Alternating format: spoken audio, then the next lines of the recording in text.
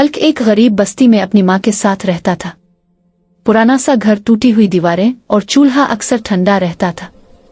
Hulk दिन भर मजदूरी ढूंढता मगर कहीं काम ना मिलता। एक दिन हल्क खाली हाथ घर लौटा। इसकी माँ ने गुस्से में कहा, हल्क, कब तक यूं खाली हाथ आता रहेगा? जब तक पैसे नहीं लाओगे इस घर में कदम मत रखना। हल्क खामोश रहा। इसकी आंखों में आंसू थे मगर जुबान बंद। वो सर झुकाकर घर से निकल गया। गिल्ली के कोने पर एक सब्ज रंग का ताकतवर शेर बैठा था। यह कोई आम शेर नहीं था। इसकी आंखों में भी भूख और दुख साफ नजर आ रहा था। वो भी अकेला था, वो भी बेघर।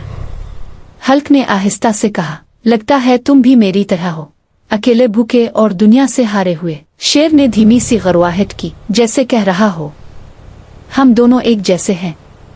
इसी वक्त हल्क की नजर एक बड़े पोस्टर पर पड़ी। पोस्टर पर लिखा था, वेनम के साथ शेर की खतरनाक फाइट, जो जीतेगा इसे मिलेंगे 25 लाख रुपए। हल्क की आंखों में चमक आ गई। इसने शेर की तरफ देखा और कहा, अगर हम जीत गए, मेरी माँ का घर, तुम्हारी भूख, सब खत्म हो जाएगा। शेर ने जोर से जमीन पर पंजा मारा। फैसला हो चुका था। मुकाबले के दिन पूरा स्टेडियम भरा हुआ था। लोग हंस रहे थे। ये गरीब हल्क और उसका सब्ज शेर वेनम के सामने ये क्या करेंगे? वेनम मैदान में आया, काला, खौफनाक, जहर से भरा हुआ।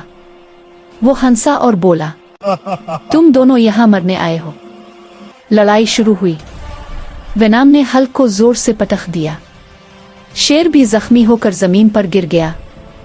हल्क ने जमीन से उठते हुए कहा, मैं गरीब हूं मगर कमजोर नहीं।